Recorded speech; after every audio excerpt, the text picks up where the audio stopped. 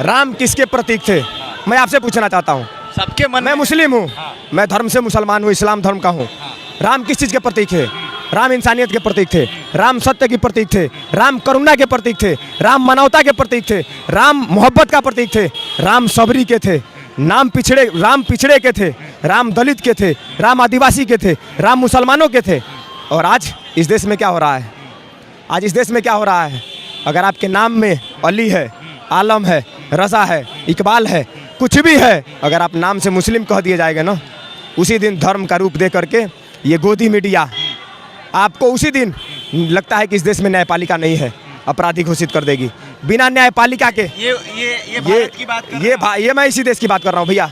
यहाँ मुसलमानों मैं सीए के आंदोलन में क्या हुआ, 21 नौजवानों के छाती पर योगी सरकार ने गोली चलाया, इसी उत्तर प्रदेश की भूमि पर। 21 नौ क्या धरना प्रदर्शन करना आपका अधिकार नहीं है? अधिकार। आज मैं किसानों पर भी आपसे बात करना चाहता हूँ। राम राज्य तब स्थापित होगा जब दिल्ली में किसान बैठा हुआ है ना, मोदी जी आके ऐलान कर दें। भाजपा समर्थक तो ये कहते हैं कि जो किसान है वो खेत में रहते हैं, ये तो फॉर्च्यूनर और लग्जरियस गाड़ी से घूम रहे हैं। भोजपुर में एक बात कहूँगा, कह दीजिए, हम भी बिहार के बानी।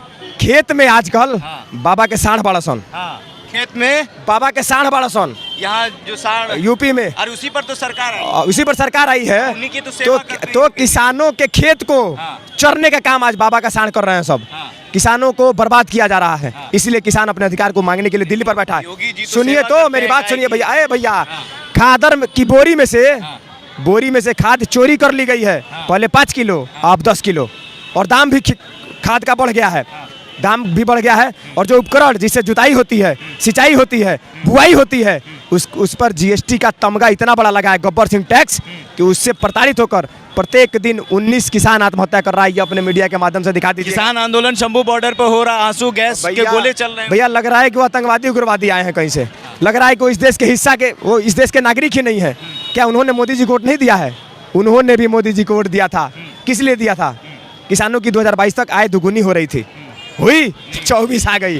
तीसरी बार चुनाव होने जा रहा है मोदी जी के कार्यकाल में, और अभी से नारा लगाना शुरू कर दिए हैं कि अब की बार 400 पार। तो चुनाव कराने की आवश्यकता क्या है? क्यों इतना पैसा खर्च करना है? खड़गे साहब कह रहे हैं कि इस देश का आखिरी चुनाव है, इसके बाद कोई चुनाव नहीं। वो सच कह रहे हैं।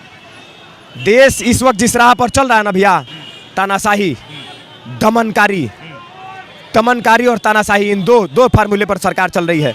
और ये सरकार उद्योगपतियों की है, अडानी की है और अंबानी की है। हमारे दो की सरकार चल रही है। सरकार आज तक 75 साल के इतिहास में, आप बताइए, 70 रुपये पेट्रोल पहुंचने में 70 साल लगे। जो सिलेंडर का दाम था वो 350 से, कमाई भी बढ़ी है। कहाँ बढ़ी है? तो है मोदी जी। ये भैया, हर गरीब जो मजदूर है 700 भैया मेरे 700 कहाँ कमाता है? चलिए मैं मजदूरी करने के लिए तैयार हूँ, दिलवा दीजिए 700 रुपया, मैं मजदूरी कर लूंगा। तो ये भी जुमला है। अरे मैं कर लूंगा ना, आपको कह रहा हूँ, खुला चुनौती देता हूँ आपको। आप कहीं दिलवा दीजिए काम, 700 रुपये प्रतिदिन, मैं करने के लिए तैयार हूँ। चलिए दिला दीजिए। कहाँ दिलाएंगे? मोदी जी कहते हैं आप हमसे। अरे भैया मोदी जी, उन्हीं से कह रहा हूँ ना। आप अपने मीडिया के माध्यम से आवाज उठा दीजिए कि मोदी जी कह दे कि तुम इस कंपनी में चले जाओ। वहाँ भी आदमी रखे जाते हैं तो उद्योगपतियों के इशारे पर रखे जाते हैं।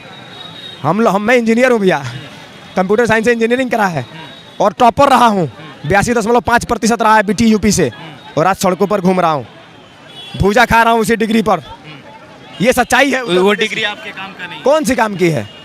कौन सी काम की है भैया?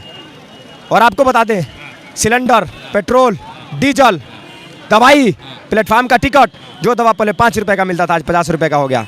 लेकिन मीडिया में इसकी चर्चा नहीं होगी। मीडिया में कभी क्या नाम बताया? अरशद रज़ा।